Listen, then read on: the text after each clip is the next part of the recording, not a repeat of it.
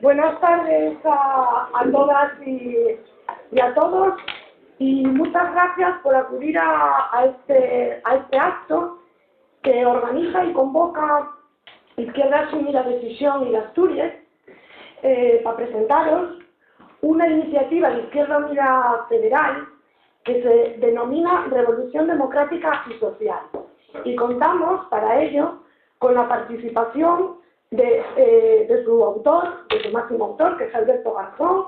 Como sabéis, es diputado por Málaga, y está haciendo bolos y recorriendo todos los rincones de la geografía española para presentar esta iniciativa.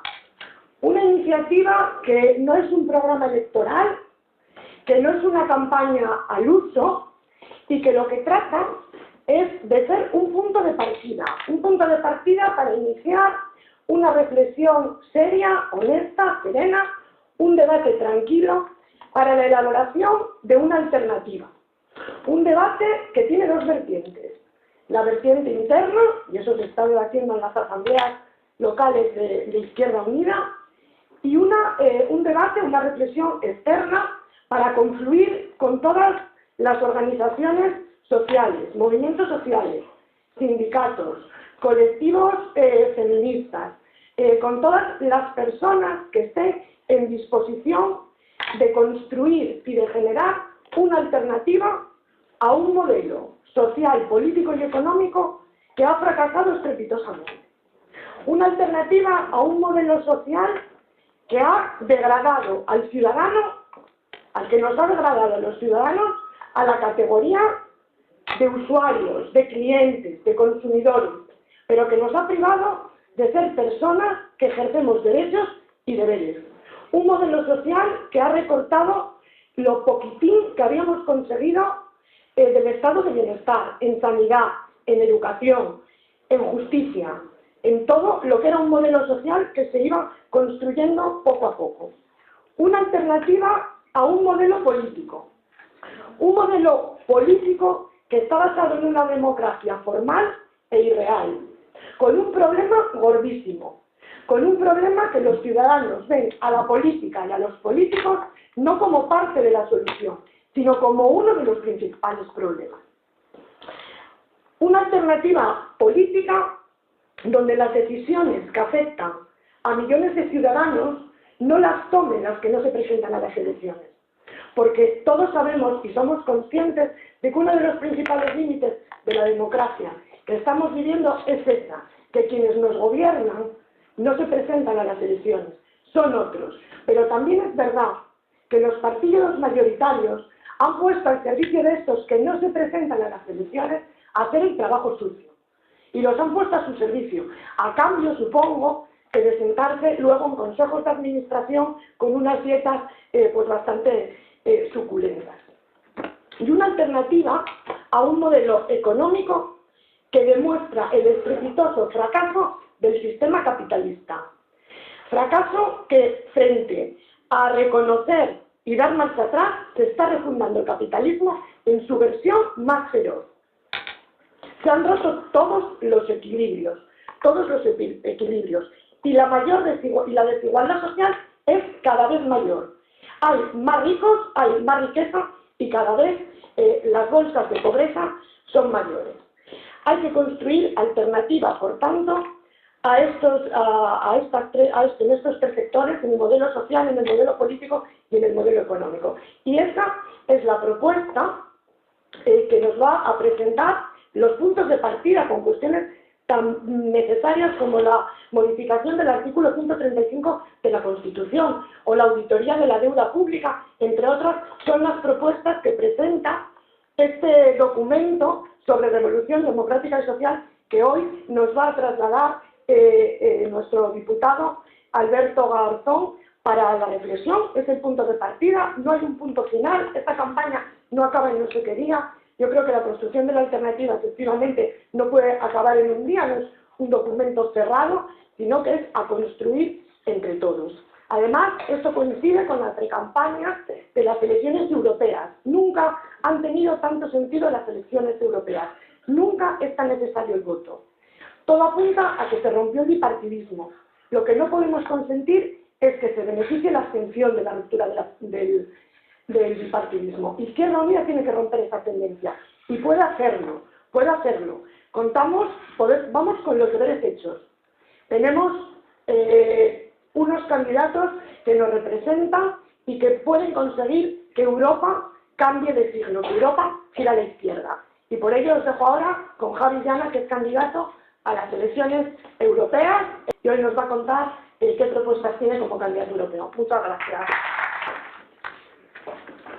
Bueno, buenas tardes a todas y a todos, compañeros y compañeras. Decía Dolores Ibarruri que los comunistas siempre nos reuníamos para lo mismo, para hablar de la vida, para hablar de la lucha, para hablar de las esperanzas que teníamos y para hablar de las ilusiones que compartíamos. Y hoy, en este acto que organiza Izquierda Unida de Asturias, Izquierda Unida de Gijón, no va a ser diferente, no va a ser una excepción. Venimos a hablaros de la vida de los trabajadores y de las trabajadoras, de la vida de los que sufrimos a diario las políticas criminales de los poderosos que nos dejan en la calle, sin casa, sin trabajo, de las políticas que nos arrebatan los derechos y las conquistas que muchos y muchas de vosotros ganasteis con una dura lucha. En Gijón hoy hay 29.500 personas en el paro, que sufren las reformas laborales del Partido Socialista y del Partido Popular, de los partidos del régimen, de esos mismos partidos que en un agosto, con nocturnidad y alevosía, reformaron la Constitución para consagrar el déficit público y pasar a un segundo plano la importancia de la vida de las ciudadanas y los ciudadanos. Día tras día vemos cómo nuestra ciudad, nuestra industria, cierran, cómo las grandes multinacionales cierran fábricas para llevarlas a países en los cuales explotar a la clase trabajadora les va a salir más barato. Ahí tenemos a Suzuki, ahí tenemos a Coca-Cola, ahí tenemos a Tenneco. Pero también el pequeño y el mediano comercio se llenan estos días de carteles de cerrado con concursos de acreedores. Ahí tenemos a los trabajadores y las trabajadoras del Hotel León, a los cuales acabamos de visitar. Bajan los salarios, precarizan los empleos, recortan las pensiones y dinamitan los servicios públicos para que los de siempre sigan haciendo negocio a costa de nuestros derechos. ¿Os imagináis una sociedad, una vida sin sanidad pública, sin educación pública, sin servicios sociales públicos? Claro que os lo imagináis, porque muchos de vosotras y de vosotros vivisteis en una sociedad así y luchasteis por conseguir lo que hoy nos quieren arrebatar. Los jóvenes como yo no nos lo imaginamos. No nos imaginamos una sociedad en la cual la educación pública no sea la garante de la igualdad de oportunidades para todos y para todos. Una educación pública que permita a los hijos de los trabajadores estudiar en la universidad. Tampoco nos imaginamos una sociedad en la cual, cuando te pones enfermo, no haya una sanidad pública que te atienda, sin preguntarte de dónde eres, en qué crees, en qué trabajas o cuánto dinero ganas. Tampoco nos imaginamos una sociedad en la cual no existan unos servicios públicos gratuitos, de calidad y que aseguren la consecución de los derechos más esenciales y más elementales. No nos lo imaginamos porque gracias a muchos de vosotras y de vosotros no tuvimos que hacerlo. Dicen, repiten, que los jóvenes de hoy en día somos la generación mejor preparada de la historia. Quizás sea cierto, pero yo no lo creo. Creo que la generación mejor preparada de la historia en España está en las cunetas de las carreteras, donde cayeron defendiendo todo lo que hoy nos quieren arrebatar.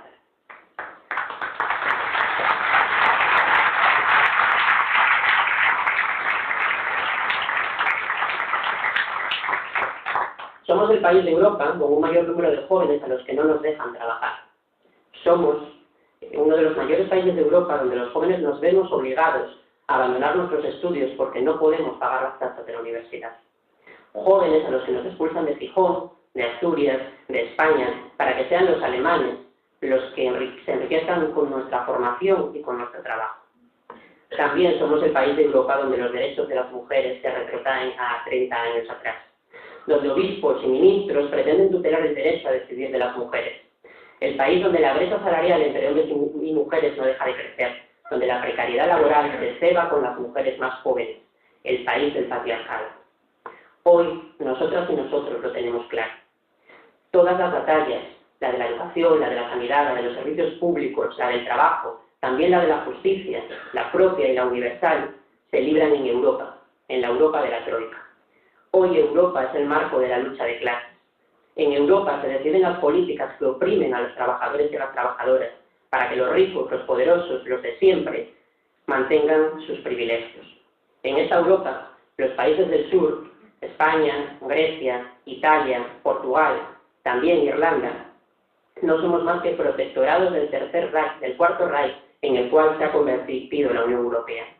Una Unión Europea al servicio de los mercados, de la banca, al servicio del capital, dirigida de la mano por la socialdemocracia y por los conservadores, por el bipartidismo que también conocemos en España y que también opera en Europa. Porque fueron el Partido Socialista y el Partido Popular, que no se nos olvide, los que diseñaron esta Europa, de espalda a las trabajadoras y a los trabajadores, una Europa del capital que poco tiene que ver con la Europa de la ciudadanía que soñaba Víctor Hugo. Una Europa que asesina inmigrantes que intentan llegar a las playas de Italia y de España, porque los inmigrantes también son clase trabajadora. Venimos también a hablar de lucha, la que libramos día a día en las calles, en las plazas, en los pueblos, en las ciudades, de las movilizaciones en las que confluimos con la izquierda política y la izquierda social, porque toda lucha social es política y toda lucha política es social. La izquierda organizada, que nos organizamos en partidos, en sindicatos de clase, en movimientos sociales, en mareas, en plataformas, la que defiende los intereses de la mayoría social, esa mayoría de ciudadanos y de ciudadanas que está afectada por los dictados de la troika. Si siempre ha sido necesario, compañeros y compañeras, hoy es imprescindible la convergencia, la unidad de todas las fuerzas obreras, progresistas, de izquierda, ecologistas.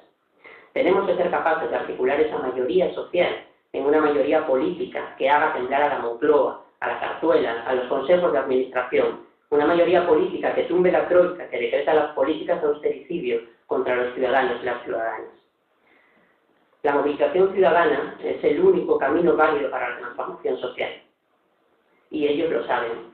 Después del 15M, después de las mareas por la sanidad pública en Madrid, después de la revolución ciudadana del movimiento vecinal de Gamonal, después de las convocatorias de la cumbre social, después de las marchas de la dignidad, después de todo eso, el régimen legisla con un código penal y con una ley de seguridad ciudadana que criminaliza la protesta, que convierte al disidente político, que somos la mayoría, en la nueva forma criminal.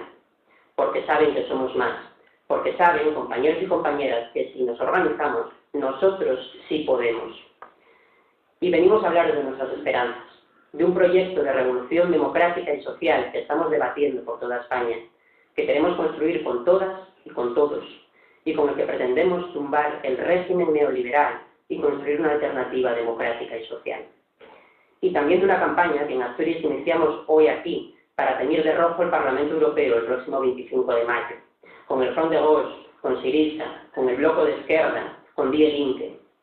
Es para mí un honor acompañar a Ángela Ballina y a Libertad González en una candidatura a las elecciones europeas, teniendo en cuenta que en la primera vez que Izquierda Unida nos presentamos a las elecciones europeas, en esa candidatura estaba Armando López Salinas.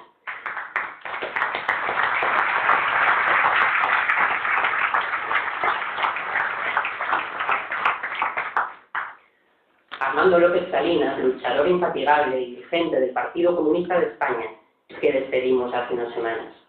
Gabriel Celaya decía de él en un poema que nada le hacía temblar. A esta candidatura tampoco. Es una candidatura que hoy es un fiel reflejo de las luchas que se tienen en las calles.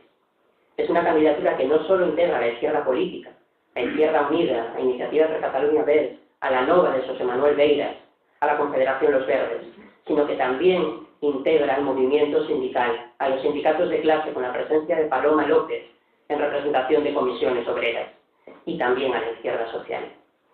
María Teresa León, para terminar, decía que rebelarse era un oficio antiguo y que lo moderno estaba en el saber por qué. Nosotros supimos entonces por qué nos rebelábamos y lo sabemos hoy también. Luchamos por una Europa de los pueblos, por una Europa del progreso social y por una Europa de la paz. Tras las barricadas, compañeros y compañeras, hay un mañana por vivir, así que a por ellos y adelante. Y ahora, para que tiemble la troika, voy a presentar a Ángela Ballina, que es alcaldesa de Castrillón, candidata al Parlamento Europeo y con absoluta probabilidad próxima eurodiputada.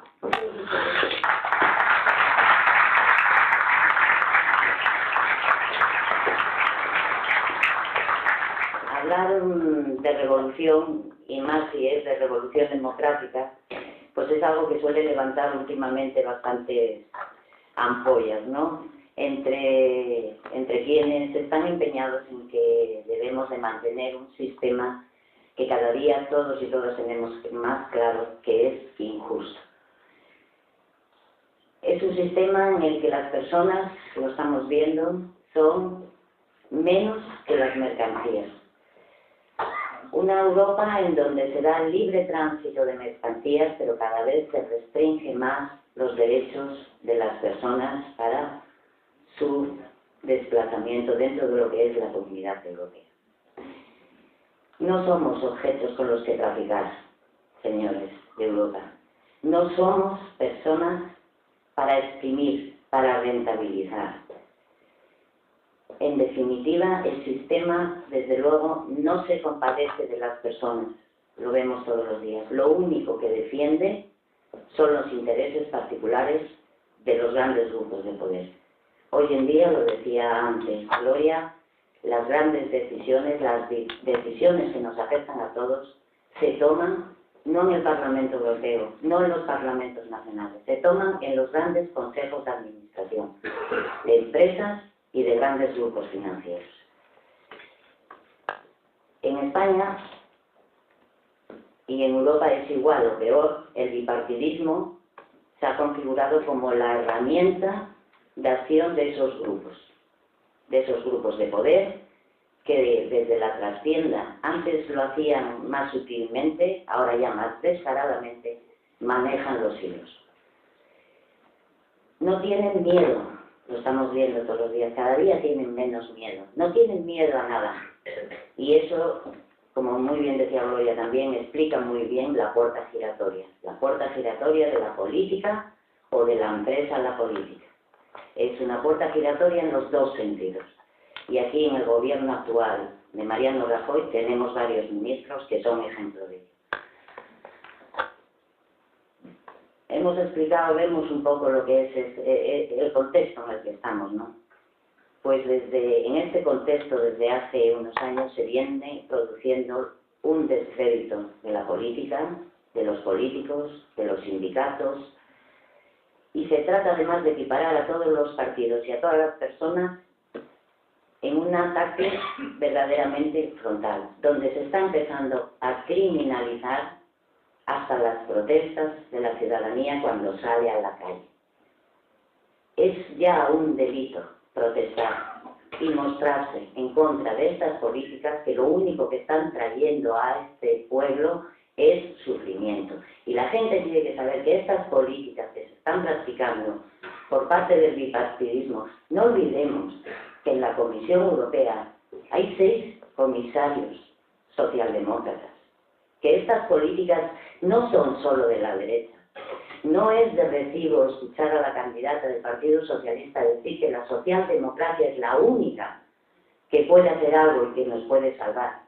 Señora Valenciano, tienen 6 comisarios socialdemócratas, entre ellos un español, Almunia, que son los responsables de todas las políticas de austeridad que se están tomando y que nos están obligando a ello.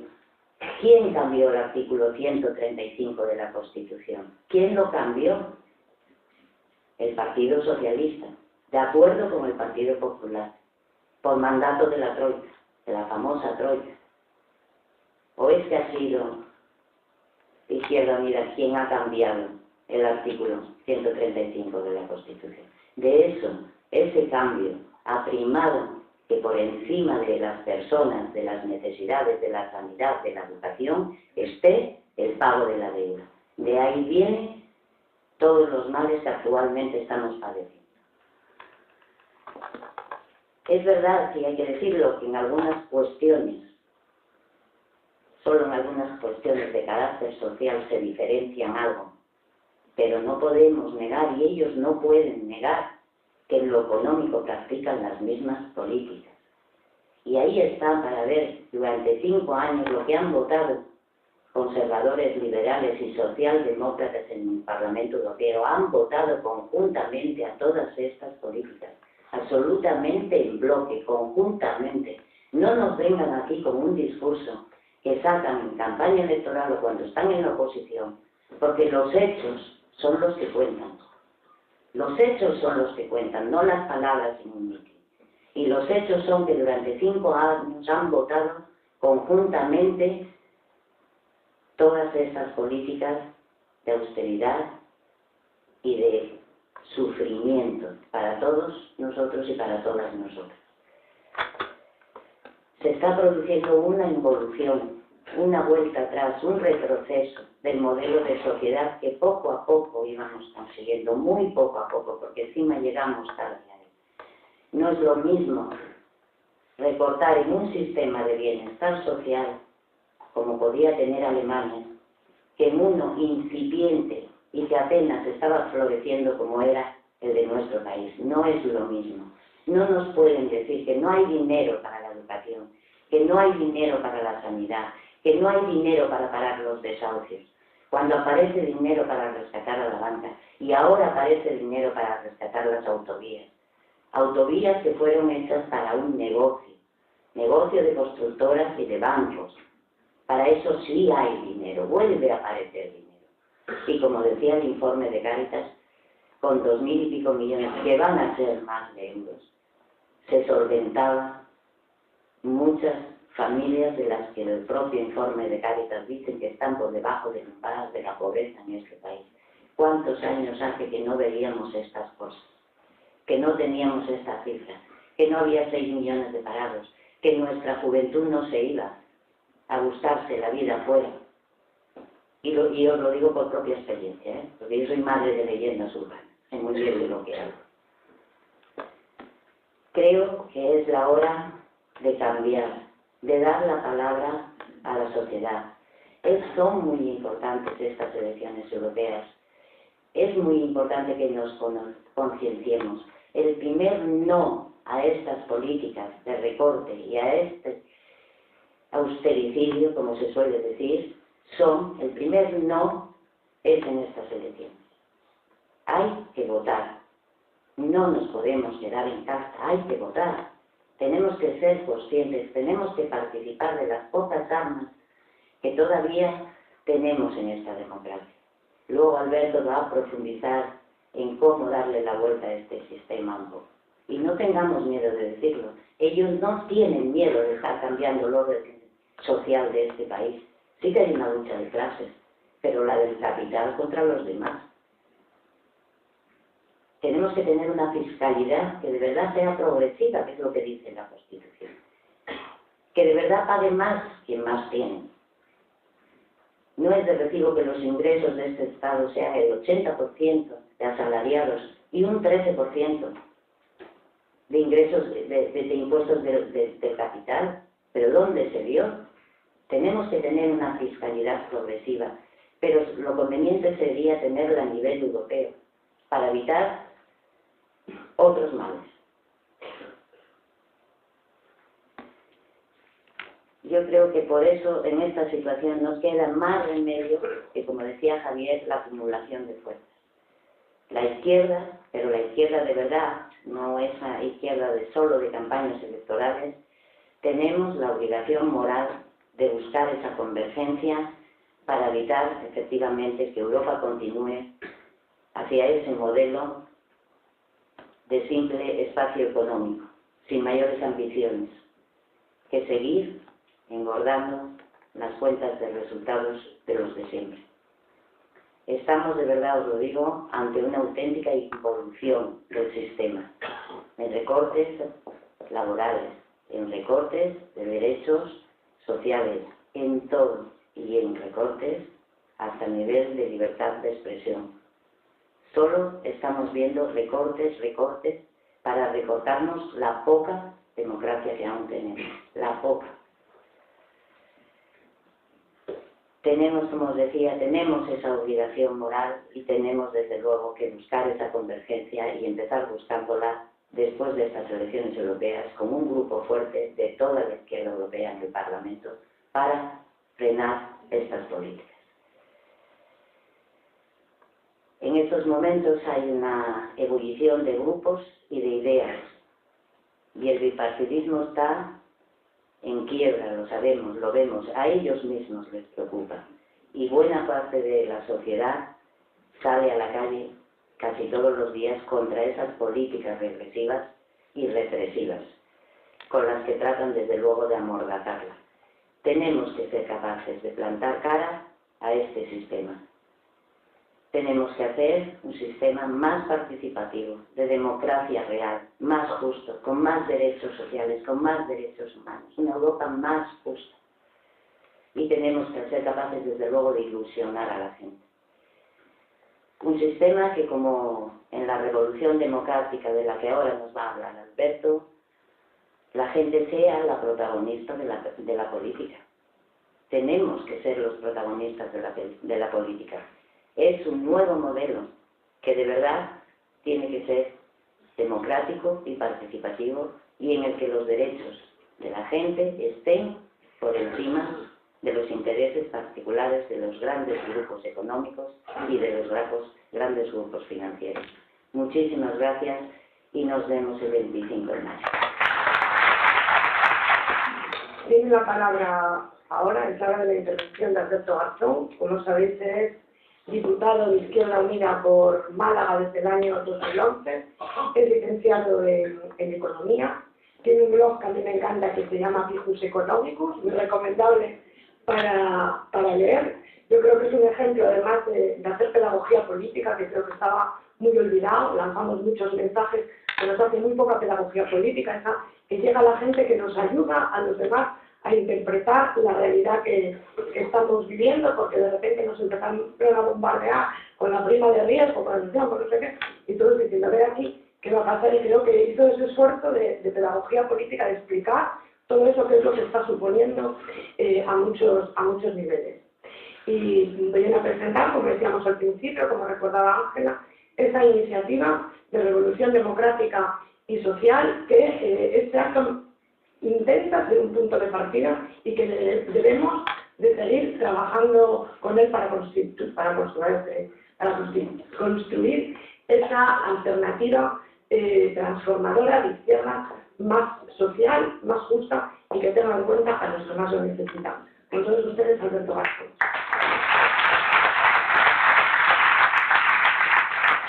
Bueno, buenas tardes. En primer lugar, daros las gracias, como no puede ser de otra forma, a todos vosotros y vosotras por estar aquí, llenando absolutamente este aforo, para aceptar la invitación de debatir, empezar ese debate, esa invitación a plantear cuestiones que nosotros entendemos que son fundamentales. Ese ha sido siempre el propósito con el que muchos hemos trabajado desde Izquierda Unida, que es el que decía Gloria precisamente, que es el de hacer pedagogía política, el de invitar a pensar la política con mayúsculas, la política noble, no la política de ni tú más o la política chanchullera, diríamos en mi tierra, que es sencillamente una política tramposa y que no se refiere ni mucho menos a lo que nosotros entendemos como verdadera política. Lo hemos venido haciendo en diferentes foros, a nivel personal, a nivel colectivo, y continuamos haciéndolo con este proceso, que es revolución democrática y social, del que plantearé las líneas fundamentales en un esquema general de lo que está sucediendo actualmente. En cualquier caso, una anotación, Fijus Economicus es una referencia a la vida de Brian, una estupenda película que seguro que conocemos todos y a la que haré también una referencia al finalizar, porque me parece siempre interesante. En términos políticos, claro, de cine poco sé. En cualquier caso, me gustaría comenzar recogiendo las palabras anteriores, recogiendo las intervenciones anteriores que describían una situación de emergencia social. Somos todos los que estamos aquí conscientes de esa realidad. Tasas de paro inaceptables, situación de falta de alimentación para familias, falta de espacios habitacionales para muchas de las familias ofrecidos por la sociedad, porque realmente sabemos perfectamente que no es un problema de falta de recursos en términos de que hay muchas y miles de viviendas, millones de viviendas vacías, pero que hay un problema de voluntad política. Esa circunstancia quizás se pueda visualizar mejor si atendemos a un sector concreto, que es el que por razones biológicas yo me identifico, el de la juventud. La juventud actualmente está sufriendo una tasa de paro en el estrato más joven, que supera ya prácticamente, que alcanza ya prácticamente el 60% de tasa de paro. Mi provincia en Málaga está por el 70%. Hay que hacerse una referencia, y es que, por ejemplo, en la franja de Gaza, escenario bélico, la tasa de paro no llega al 30%. Por lo tanto, estamos haciendo una comparación frente a una situación de guerra, salvo que aquí, pues naturalmente, hay diferencias sustanciales. Pero la tasa de paro es un reflejo, especialmente en este sector, de lo insostenible de la situación. Si vamos a las encuestas, también tenemos otros indicadores que nos presentan una realidad a medio y largo plazo totalmente desoladora. Totalmente desoladora porque, por ejemplo, decía una encuesta reciente oficial que 1 de cada 2 jóvenes está dispuesto a aceptar cualquier trabajo en cualquier lugar y bajo cualquier condición. Eso quiere decir que ha ganado la coerción del hambre. El hambre ha vencido y ve obligado cualquier persona a tener que aceptar cualquier cosa para poder sobrevivir. Porque lo que se está pidiendo hoy en las calles son los servicios y los bienes más básicos para la simple subsistencia física del ser humano. Estamos pidiendo trabajo, vivienda y alimentación. Era el lema fundamentalmente de las marchas por la dignidad del 22 de marzo que llegaron a Madrid y que inundaron las calles de la ciudad.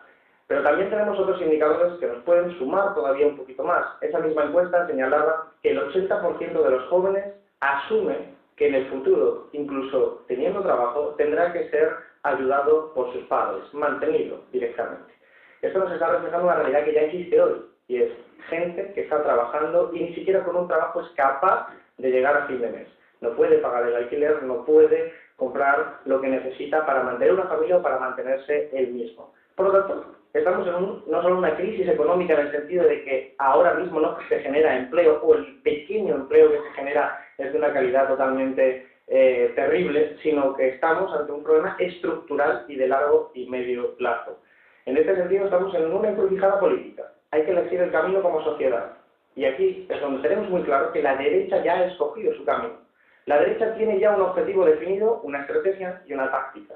La derecha sabe que el capitalismo español está agotado. Está agotado el modelo de la burbuja inmobiliaria, está agotado el modelo al que nos empujaron de desindustrializar el país, la periferia de Europa en su conjunto, que aquí se conoce tristemente muy bien ese fenómeno, y está agotado en definitiva la articulación del capitalismo en España. Y saben que para intentar que sobreviva hace falta dar un salto hacia adelante. Y ese salto hacia adelante es no cambiar las políticas neoliberales aplicadas en toda Europa en los últimos 30 años, sino avanzar mucho más en ellas, profundizar en ellas, lo que quiere decir dar un salto hacia adelante privatizando empresas, recortando derechos sociales, recortando derechos laborales, derechos económicos y llevándonos a un espacio de regresión absoluta. Ellos lo llaman competitividad. Competitividad por la vía de los bajos salarios frente a países como China, Bangladesh y países que juegan una división similar dada la estructura productiva del país. Y eso es lo que nos plantean como el horizonte de éxito de sus políticas. Es decir, si acaso tuvieran razón, que no la tienen, pero no ha lugar aquí a profundizar en las razones técnicas que lo explicarían, si acaso tuvieran razón, el horizonte que nos están planteando es un horizonte donde para conseguirlo les sobra la educación pública, les sobra la sanidad pública, les sobran todos los derechos conquistados hasta ahora por las generaciones anteriores. Por lo tanto, impugnemos desde el primer momento aquella idea que nos haga pensar que Rajoy es una persona malvada. Porque Rajoy no nos importa lo que plantee a nivel ético o moral, o si se comporta bien con su familia, o es majo, simpático, nos da igual. Yo tampoco lo conozco porque no va mucho al Congreso, pero nos da igual. Lo que nos interesa saber es que es parte de una estrategia para salvar al capitalismo. Para salvar al capitalismo necesitan esa estrategia. Esa estrategia pasa por recortar la sanidad a los inmigrantes, por recortar la sanidad al conjunto de la población, por recortar la educación o hacerla absolutamente inaccesible para las clases populares. Lo decía Javi hablando de la educación. Yo lo planteo como un ejemplo muy concreto de Madrid. Yo hice el máster de un posgrado de la Universidad Complutense de 2 años. Me costó aproximadamente 3.000 euros. Hace ya unos cuantos años. Mi hermano está haciendo hoy en día ese mismo máster y le cuesta a él 8.000 euros.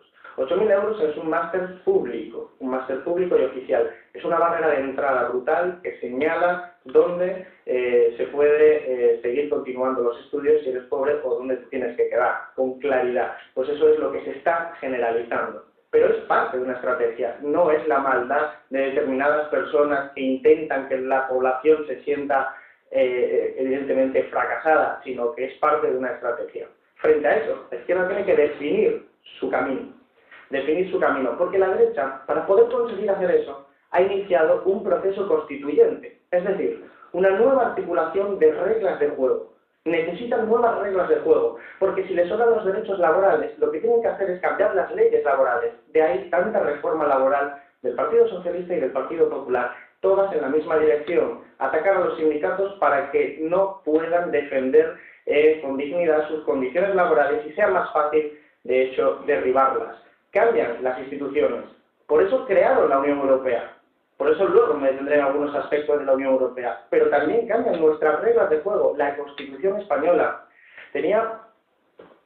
la Constitución Española tiene artículos bellísimos que reflejan que fue también parte de la conquista de la lucha del movimiento obrero. Artículos que empezaron a crear ese estado del bienestar, esos primeros derechos conseguidos que se conquistaron naturalmente con la lucha, generándole miedo al enemigo, miedo a la revolución, y que hicieron esas concesiones en esa lucha dialéctica entre la conquista y la concesión.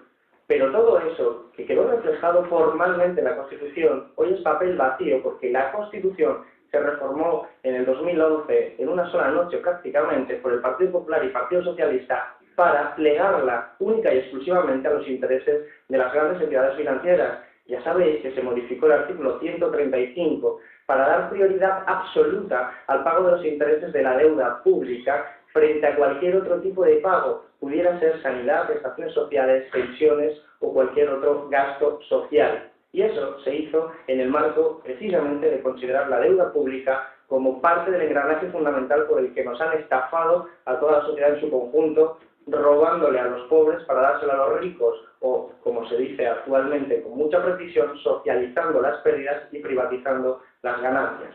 Frente a ese cambio de la Constitución, todos los aspectos de la misma que tenían una garantía social positiva, que invitaban al Estado a garantizar que la ciudadanía tuviera derechos sociales, han sido vaciados absolutamente. Por un lado por la Unión Europea y por otro lado por esta reforma constitucional, desde hace tiempo y actualmente en un paso hacia adelante. Tuve un profesor en la facultad que me decía una cosa que me pareció muy graciosa, pero a la vez muy triste. Me decía: Alberto, yo cuando entré a trabajar hace 30 años en el departamento, yo era un profesor de centro, ideológicamente. Ya tenía profesores a la derecha y tenía profesores a la izquierda. Y de 30 años después, yo estoy en la extrema izquierda, pero yo no me he movido. Era una forma de simbolizar una transición, una forma de ver cómo la sociedad se ha ido derechizando, porque hemos ido interiorizando como sociedad ese virus neoliberal que nos venía a decir que el mercado de trabajo tiene que ser flexible, que las privatizaciones son positivas, que es importante pagar pocos impuestos porque cada uno se lo tiene que arreglar. Nos han ido inculcando una forma de entender la civilización a través de los medios de propaganda, que no de comunicación, que nos han ido inoculando ese virus y han ido transformando absolutamente todo. Tanto es así que los técnicos de Hacienda parecen todos de Izquierda Unida y sin embargo están haciendo su trabajo, perseguir el fraude fiscal. Pero es que resulta que ha llegado un momento en el que el fraude fiscal es el arma que utilizan claramente las grandes fortunas y las grandes empresas para no pagarle la sanidad pública a los pobres, ni la sanidad, ni la educación, ni cualquier otro recurso. Un ejemplo muy sencillo de esto era en el año 2006, cuando teníamos presencia, pero antes de que empezáramos a tener mayor presencia en el Parlamento, los técnicos de Hacienda descubrieron que las SICAF eran un agujero total de evasores fiscales que aprovechaban ese instrumento para no pagar impuestos y para pagar solo el 1%, que las grandes fortunas al final pagaban solo el 1%. Y se había encontrado un fallo, lo habían encontrado los técnicos de Hacienda y lo avisaron. Y el gobierno, que entonces era del Partido Socialista, presentó una ley. ¿Averiguad para qué? La presentó para cambiarle la legitimidad y la capacidad de controlar y fiscalizar esos instrumentos y que pasase, se la quitó a los técnicos del Estado, de Hacienda, y se la pasó a la Comisión Nacional del Mercado de Valores para que así se dejara de investigar. Dicho de otra forma, legisló, por cierto solo con el voto en contra de Izquierda Unida, todos los demás votaron a favor, legisló para que ya que se había descubierto el delito se le echase tierra encima y se olvidase que allí había un fallo administrativo que permitía a los ricos pagar solo el 1% de los impuestos. Todo esto tiene que ver con esa reforma de la Constitución que hicieron. Todo esto tiene que ver porque están cambiando las formas de entender la sociedad. Por lo tanto, que nadie sea conservador, porque esta sociedad ya no va a ser lo que era. Porque ya se ha iniciado ese proceso constituyente por parte de la derecha, que es una huida hacia adelante, insisto. Y es una huida hacia adelante tomando la lógica de la Unión Europea y cómo funciona. Pero en última instancia no deja de ser un atentado contra lo público, un atentado contra la democracia. De ahí que nuestro proceso se llama Revolución Democrática y Social. Me gusta siempre contar una historia de la Grecia Antigua, porque creo que representa también elementos de nuestra sociedad moderna y de nuestra coyuntura, de hecho. Allá en la Grecia Antigua, dos dirigentes que fueron Efialtes y Pericles tuvieron la valentía, o fuera por oportunismo, pero aprobaron una reforma revolucionaria.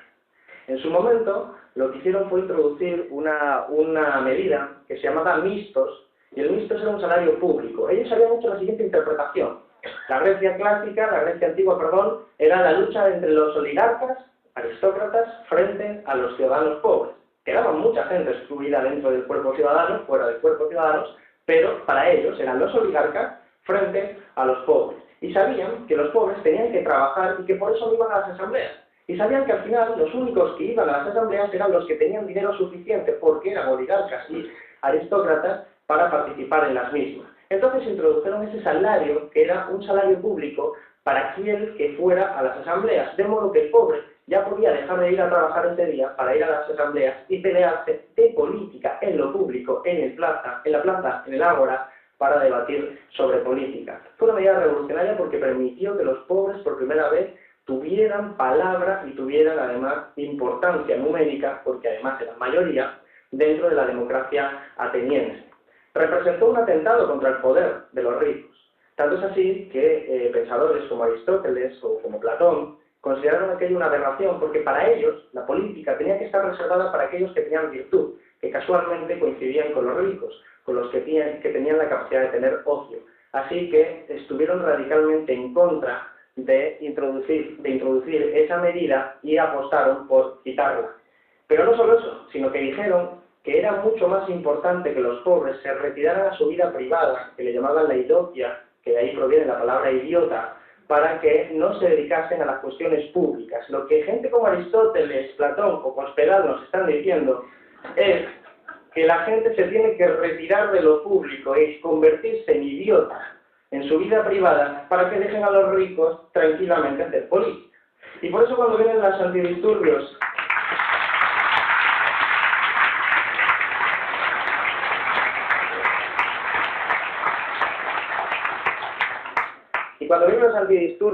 los antidisturbios, que parece que están aquí, y nos expulsan de las plazas, lo que nos están diciendo es exactamente lo mismo. Claro que naturalmente ellos son el instrumento, no son la mano que lo plantea ni el cerebro que lo piensa, pero sí que está claro que están mandándonos el mismo mensaje. Estáis frustrados, qué pena, os vais a tener que resignar a vuestras casas, a vuestra vida privada, a convertiros en idiotas, a encender la tele, lo que sea, menos hablar de política.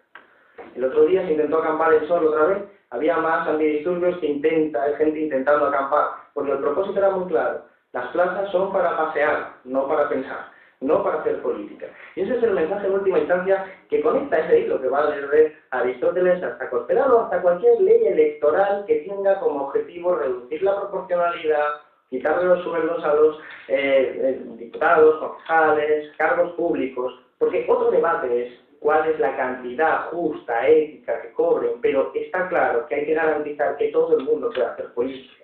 Y esa es la cuestión fundamental de la que nos interpela también este proceso de revolución democrática y social. Porque incluso si alguien preguntara, ¿hay democracia en España? Pues en términos procedimentales uno parecería que al principio piensa que sí. Hay elecciones, hay partidos que se presentan a las mismas, y hay un procedimiento y un ritual y una ceremonia muy clara, muy expresiva que no existía antes.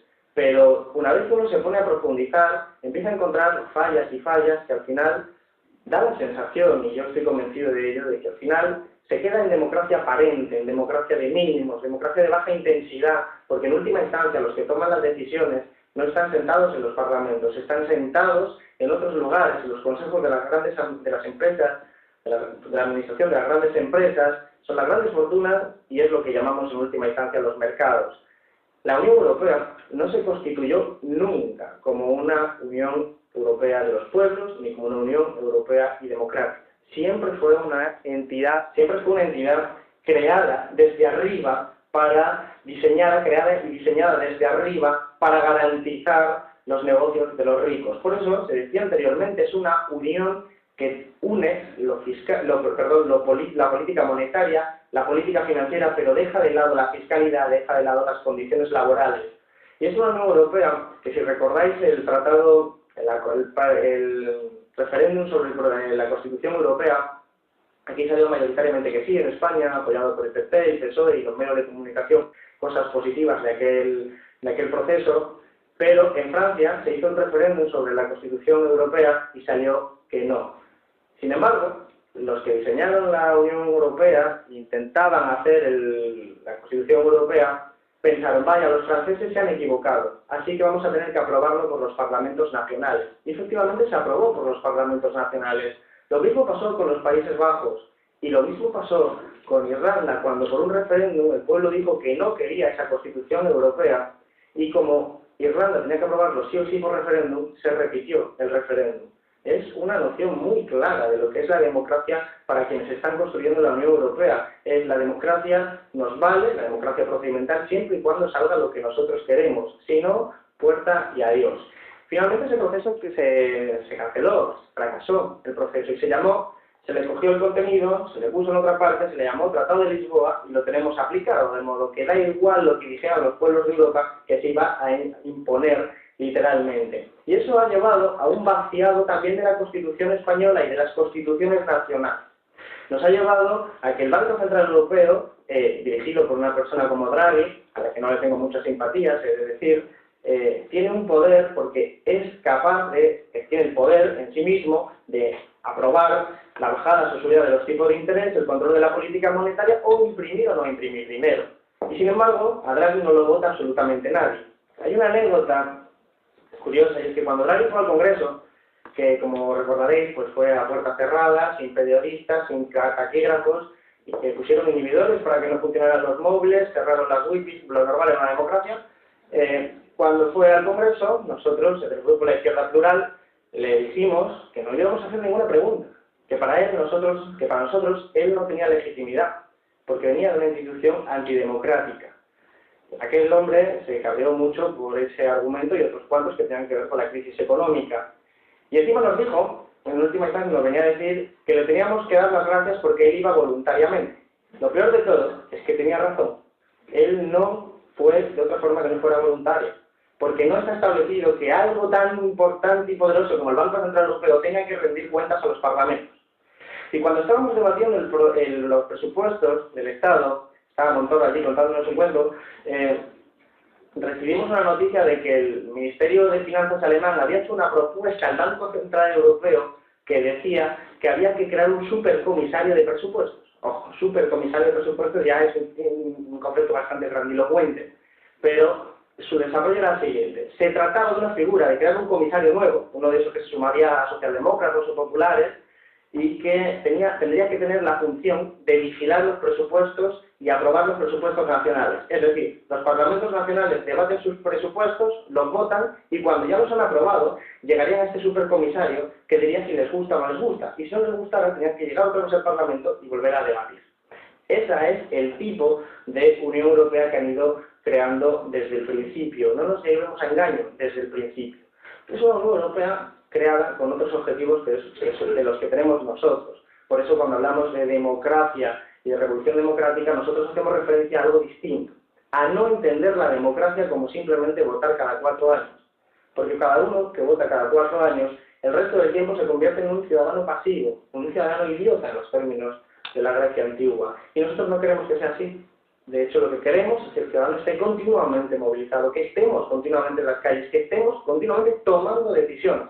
Por eso en este debate, en este proceso, llamamos a pensar y poder aprobar figuras como la del revocatorio, que permiten fiscalizar permanentemente la labor del representante y del cargo público para que no se quede desconectado de lo que quiere el pueblo, porque si no estamos ante una dictadura rotatoria en la que se vota cada 4 años en un ritual, en una ceremonia a la que llamamos democracia, pero que permite que el recién elegido pueda ignorar desde el primer minuto los deseos de aquellos que llamamos el pueblo y pueda durante 4 años hacer sencillamente lo que le da la gana, siempre protegido por la dictadura de la mayoría parlamentaria. Fíjense que con esa regla de juego hay que cambiarlas radicalmente. Por eso hablamos de revolución democrática en esos términos procedimentales. Pero también hablamos, es decir, si hablamos por un lado de democracia procedimental entendida como participación, que es lo fundamental, tenemos que hablar también de democracia sustantiva, de democracia social, económica. Porque cuando los recursos son mayoritariamente propiedad de unos pocos, entonces el gobierno y el poder son nociones que se disocian, son nociones que no son lo mismo. Y si yo pregunto así que quién manda en España, aquel que me responda que Rajoy se equivoca radicalmente. Porque no manda Rajoy, mandan los poderes económicos. Y nos lo dice muy claro cuando Rajoy, lo primero con el que se reúne es con los banqueros, con Botín, al que por cierto parece que le va todo muy bien, y con gente que naturalmente tiene unos intereses absolutamente distintos.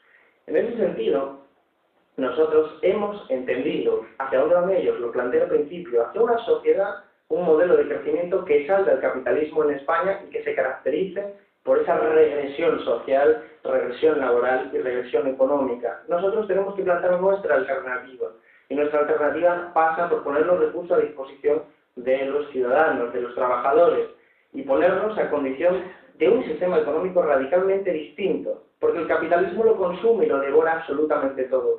Antes hablábamos de las personas. Las personas, para el capitalismo, somos meros recursos humanos. Esta palabra, recursos humanos, es el concepto que se estudia en las facultades de economía. Somos recursos humanos, lo que quiere decir que estamos al mismo nivel que la Coca-Cola o que un martillo.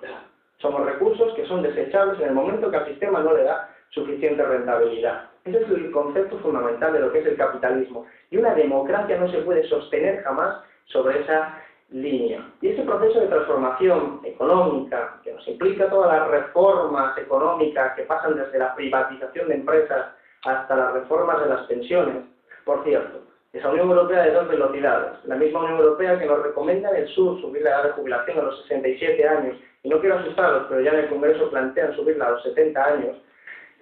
De hecho, para ellos, si nos podemos morir justo cuando nos jubilemos, es un coste que nos libramos y es magnífico. Porque quien piensa en términos economicistas y piensa en recursos humanos, piensa en esas formas en las que te educan en las facultades de economía. Pero todas esas reformas tienen y necesitan un soporte político. Por eso el Fondo Monetario Internacional, otra entidad antidemocrática, y precisamente por ser antidemocrática, de vez en cuando se permite el lujo de decir la verdad. Si vais a la página web del Fondo Monetario Internacional y veis un informe del 2 de agosto de 2013 sobre España en inglés, pensado sobre todo para inversores internacionales, plantea que las reformas estructurales, que es como se le llama a todo este proceso de transformación económica que ya vivió América Latina en los años 80 y 90, van bien, pero van lento. Y de hecho el Fondo Monetario Internacional recomendaba la reforma de las pensiones, que por cierto tuvo lugar apenas unas semanas después de este informe.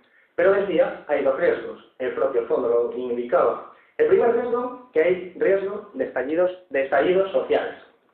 Decía que claro, que todo este proceso va a llevar a la frustración y puede llevar a la gente a salir a la calle bastante cabreada. Y lo planteaba como un riesgo que lo asumían y prácticamente lo descartaban, lo descontaban. Es fácil entender por qué hay un incremento en el gasto de antidisturbios preveyendo esa situación.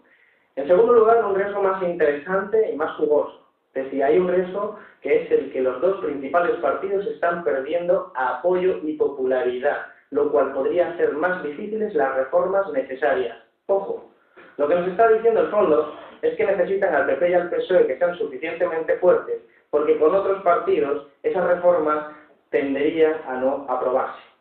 Lo que nos está diciendo es que el sistema necesita un pacto de Estado entre PP y PSOE a partir del 2015. Y para eso se está moviendo ya la política nacional. No solo Felipe González, no solo Bono o Ibarra, sino que prácticamente todas las grandes fortunas y las grandes empresas saben que es la única forma de consolidar los pilares de ese proceso de transformación económica para salvar el capitalismo español. Esa es la situación política de la coyuntura actual.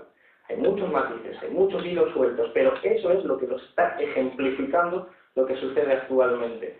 Por eso nos encontramos ante un resquebrajamiento del sistema, o que lo podríamos llamar del régimen político heredado de la transición, desde el 78, porque hace aguas por todas partes. Desde la monarquía, la judicatura, la realidad social, absolutamente hace agua en todas las partes. Eso hace que pierda apoyo popular, el Partido Popular y el Partido Socialista, y que busquen formas de remediarlo. Incluso han cambiado la agenda política. Hace un año se hablaba de desahucios, de hambre, de desigualdad, de empobrecimiento, y consiguieron cambiar la agenda política para hablar de nacionalismo, de terrorismo, de elementos que no seguían golpeando en la pérdida de apoyo por parte del Partido Popular y del Partido Socialista. Nosotros hablamos de democracia radical y de participación porque entendemos que cada 4 años no se puede concentrar toda la ideología en un voto. Porque al Partido Popular le vota mucha gente. Pero ¿cuánta gente de toda la que le vota está a favor de privatizar las pensiones, o la sanidad pública, o la educación pública, o de quitarle la sanidad a los inmigrantes? ¿O cuánta gente que vota al Partido Popular cree que el Maruenda de la Iglesia, Ronco Varela, está diciendo lo que la Iglesia y los cristianos piensan? Realmente es muy factible y muy posible que mucha gente que vota al Partido Popular lo haga por identidad religiosa, pero no le haga ninguna gracia y precisamente por ser religioso, que le quiten a los inmigrantes la sanidad pública o que se profundicen reformas que dejen fuera de la sanidad y de los servicios públicos a grandes sectores de la población. Porque no se puede concentrar toda la ideología en un solo voto y hacer de ello la justificación de absolutamente cualquier despropósito. Y esa alternativa que nosotros queremos construir habla de derechos económicos, habla de poner la Constitución al servicio de los ciudadanos. Por eso habla, porque sabemos que no se puede ser conservador, de que ya que ellos han iniciado un proceso constituyente, iniciemos nosotros nuestro proceso constituyente alternativo, las nuevas reglas del juego democrático, pero ahora sí, verdaderamente democráticas, y ahora sí, a disposición de la mayoría social. Reglas que naturalmente tienen que ser republicanas por el mismo principio democrático que asume que la jefatura del Estado no puede estar en manos de una familia que se hereda ese privilegio. Esto que acabo de decir, el Partido Socialista todavía no lo ha comprendido, porque ya sabéis, se identifican como republicanos, pero apoyan la monarquía. Cuestión curiosa. Bueno, aceptan una reforma de la Constitución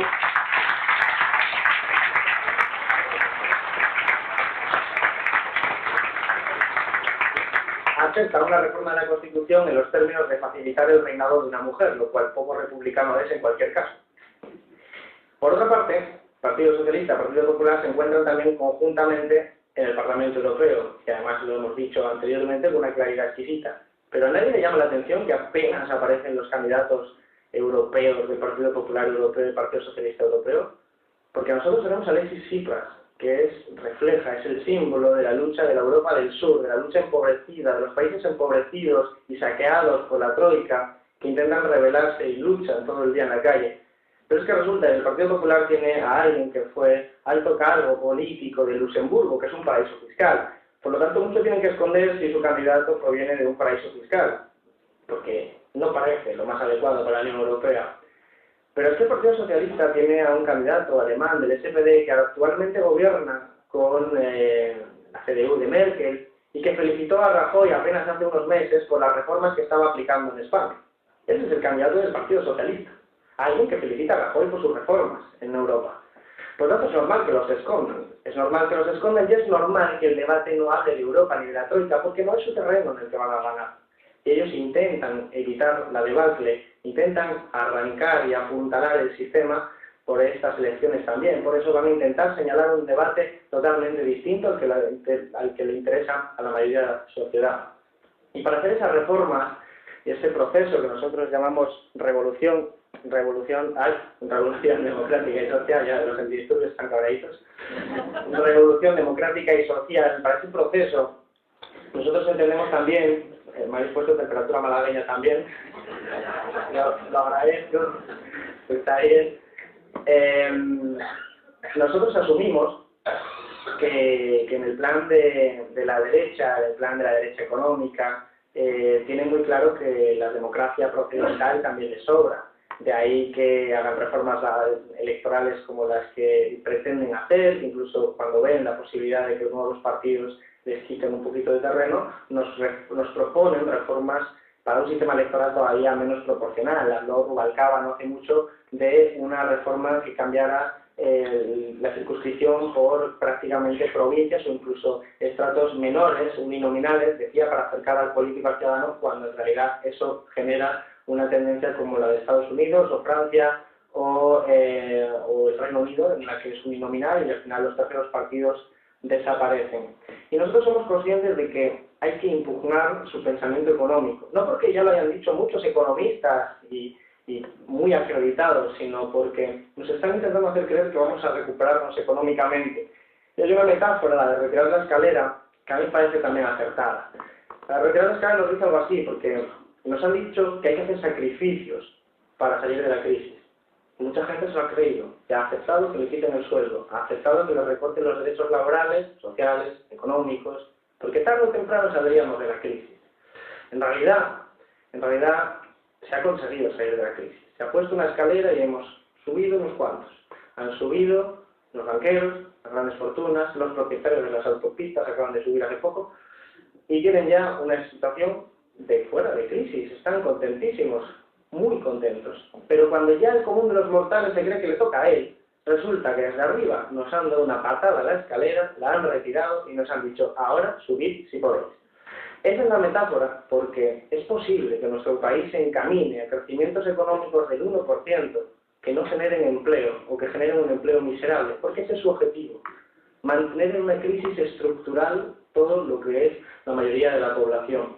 Y como sabemos eso, habrá que luchar desde ya. Y hay que hacerlo, y voy terminando, a mi juicio, a juicio de los que hemos planteado el debate dentro de Izquierda Unida, pensando que la izquierda tiene que trabajar conjuntamente. Habiendo hecho ese diagnóstico, hay que trabajar conjuntamente. Por eso hablamos de la unidad de la izquierda, por eso nos llamamos Izquierda Unida. Porque creemos firmemente en esa realidad. Y creemos en esa realidad porque es la que nos va a permitir pensar efectivamente en lo que tenemos en común, que no es poco lo que está en juego. Pero mucho ojo, porque esa unidad de la izquierda no se hace en los despachos, no se hace en las facultades, no se hace en los manifiestos. La unidad de la izquierda se hace en la calle. La unidad de la izquierda se hace parando desahucios, la unidad de la izquierda se hace en las plazas, se hace compartiendo luchas concretas en la calle. Eso es lo que genera la subjetividad. Y os traigo una reflexión. Cuando hayáis visto un desahucio, hayáis participado para pararlo, como hemos participado muchos, nos damos cuenta de que al parar un desahucio en un barrio deprimido, los que van a intentar impedirlo son personas que la política normalmente no les gustaba, pero que saben que se está cometiendo una injusticia y que saben que en un país desarrollado no se puede echar a una familia de sus casas y que no se puede permitir tamaña injusticia y van y luchan como los que más para agarrarse e impedir que una familia quede fuera. Ese es el sentimiento de España, una sociedad despolitizada, pero que entiende muy bien dónde están las injusticias, que emerge un sentimiento claramente de rabia. Y entonces aparece la plataforma de afectados por la hipoteca, y aparecen militantes de partidos de izquierda, naturalmente también de Izquierda Unida, ayudan a parar el desahucio o lo intentan, pero además le explican que esa rabia, ese sentimiento de odio, tiene además una procedencia política, es decir, que es parte de un entramado político, de una estrategia que tiene que ver con los beneficios bancarios, que tiene que ver con la crisis de la deuda europea y que se puede luchar también desde la política. Es decir, es el salto desde la indignación, la rabia, la frustración, el sentimiento de injusticia hacia el compromiso político. Ese es el salto que hay que hacer y eso solo se hace desde la calle. Se puede hacer desde otros lugares, es muy complicado. Hay que hacerlo desde la calle y con el ejemplo. Y es ahí donde se genera la unidad de la izquierda. El 15M dio muchas de estas pistas, porque permitió a mucha gente de tradiciones diferentes luchar conjuntamente parando esos desahucios o luchando en las sucursales bancarias, tomándolas o ocupándolas, haciendo actos de desobediencia civil, y permitió generar esa identidad que tenemos que hacerlo, porque al fin y al cabo las elecciones, estas y las siguientes, son resultado de lo que hayamos hecho los años anteriores. no son solo un hito coyuntural que surge cada X tiempo, son el resultado de lo que se haya hecho antes en las instituciones y en la calle, con los sindicatos, con los movimientos sociales y con la lucha social. Y para eso hacemos falta absolutamente todo.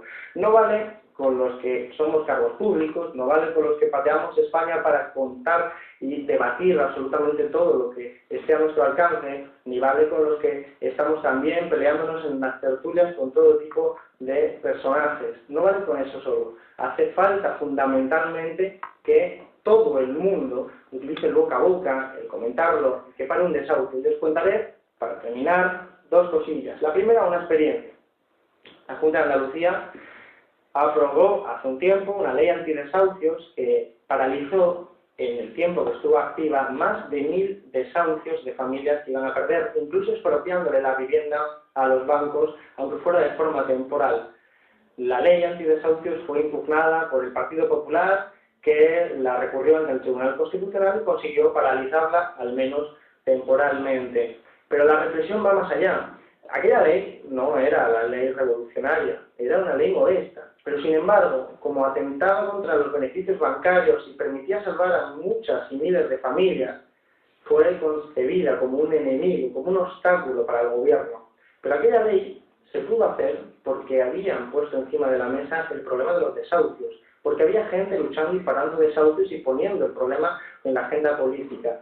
Pero resulta que si en vez de 500 personas parando cada desahucio, hubiera 50.000 personas parando un desahucio, la ley antidesahucios sería mucho más radical e iría mucho más al corazón del problema. Y es que no se pueden cambiar las leyes si no hay gente en la calle.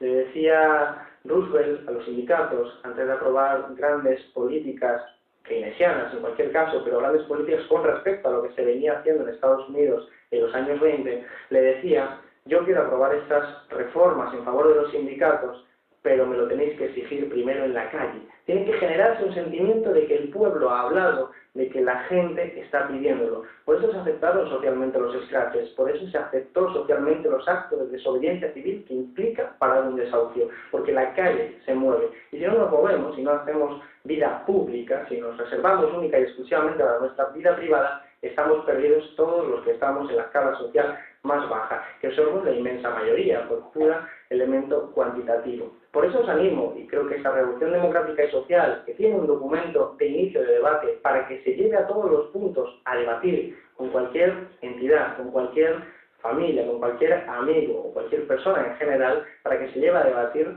os animo a participar en esa política, a reclamar esa política noble, porque el no hacerlo abre la vía a los populismos, al populismo en el sentido peyorativo de la palabra, a ese populismo que es el hijo pequeño del fascismo, que es ese protofascismo que nace diciendo: tengo la solución a todos tus males. La solución pasa por culpabilizar al inmigrante, pasa por culpabilizar al político en su conjunto, como si Rajoy, Rubalcaba o Cayo Lara representaran a los mismos sectores sociales o representaran las mismas ideas. Esa solución que les ofrecen los populismos de derecha se compra muy rápido, lo vemos en Francia, el Frente Nacional de Le Pen, lo vemos en Grecia, con el Amanecer Dorado, lo vemos con el emerger del fascismo otra vez en la Europa que considerábamos ya que había superado ese problema tan grave que es el fascismo y el nacionalsocialismo. Y sin embargo, ¿qué está haciendo la socialdemocracia y qué está haciendo los partidos liberales frente a eso? Ya lo hemos visto por el Partido Socialista francés, imitar parte de su discurso para que aquellos que votaban a la extrema derecha voten ahora al Partido Socialista francés, porque tienen un primer ministro que pedía expulsar a la parte de los inmigrantes, que es lo que está haciendo también y proponiendo Alemania con expulsar a aquellos que no tengan trabajo, lo que hace fuera de la Unión Europea Suiza. Se están abriendo las puertas al populismo de derechas, que crece muy rápido, porque está el caldo de cultivo absolutamente preparado. Por eso hay que recuperar la política noble, para entender bien la política. Y ese es el propósito de este proceso: hablar de revolución democrática social, hablar de constituciones, de leyes, de lo que necesitamos para vivir en sociedad, pero al servicio de la ciudadanía. Y termino con un cuentecito que refleja también, creo, lo que estoy intentando transmitir y con lo que yo me quedaría muy contento si así se quedara. Y es un cuentecito que nos contó un médico tunecino a un compañero y a mí. Nos dijo que en su Túnez natal, que ellos en el campo, un nombre de campo, echaban semillas al desierto, sembraban las semillas en el desierto. Claro, para alguien que viene de la urbe como yo, eso resultaba bastante chocante.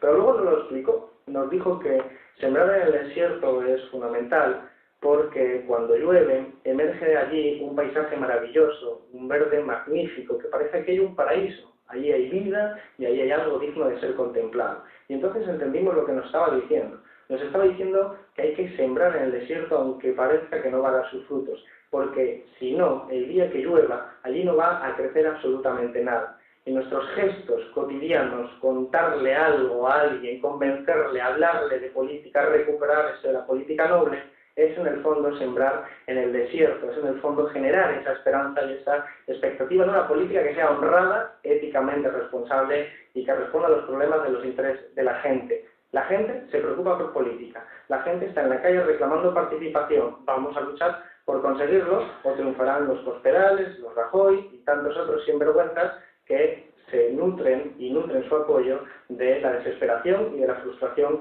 de la gente que no quiere hacer política. Vamos a intentar hacer exactamente lo contrario. Así que muchísimas gracias y mucho ánimo. Bueno, pues muchísimas gracias a todos por vuestra asistencia y participación.